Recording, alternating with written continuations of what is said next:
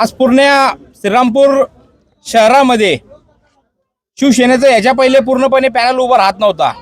यावेळेस पॅनल पूर्णपणे उभा झाला आणि जनतेने जास्तीत जास्त मतदान केलं।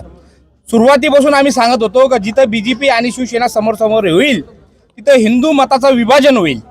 आणि आज आमचं शीट पाडण्याचं मुख्य कारण, वरचं शीट पाडण्याचं मुख्य कारण दोन्ही पक्ष समोर आल्यामुळे विभाजन मताचं झाला।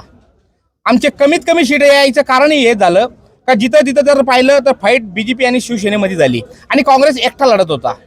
जे काही मताचं विभाजन झालं ते दोघांमुळे झालं आणि सीटं काही कमी आले। तरी सुद्धा श्रीरामपूरच्या शहराच्या जनतेने शिवसेनेला भरभराटून मतदान दिलं आणि प्रभाग 12 मधून आम्हाला अपेक्षा होती आमचे दोन्ही सीटं निवडून येतील। तिथेही काही ठिकाणी क्रॉस मतदान झाल्यामुळं आमचं एक सीट पडलं, त्याचंही आम्हाला फार वाईट वाटतं।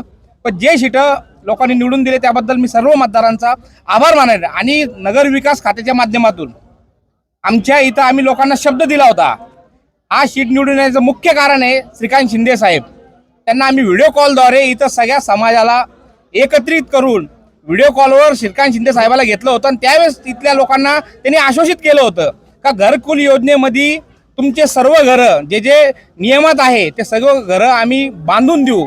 आणि त्यामुळे इथल्या मतदारांनी आमच्यावर विश्वास करून जो मतदार गेला त्याबद्दल मी सर्वांचा आभार मानतो आणि जे साहेबांनी शब्द दिलेला आहे ते पूर्ण करून आम्ही दाखवू।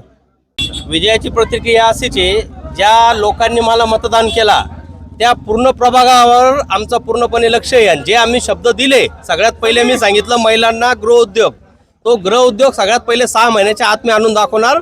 आपली जी गरीब वर्गातली जेवढी महिला आहे जी लोकांच्या घरात धुणं भांडण न करता स्वतःचा उद्योग काहीतरी करणार, त्यासाठी मी पहिला काम करणार आहे।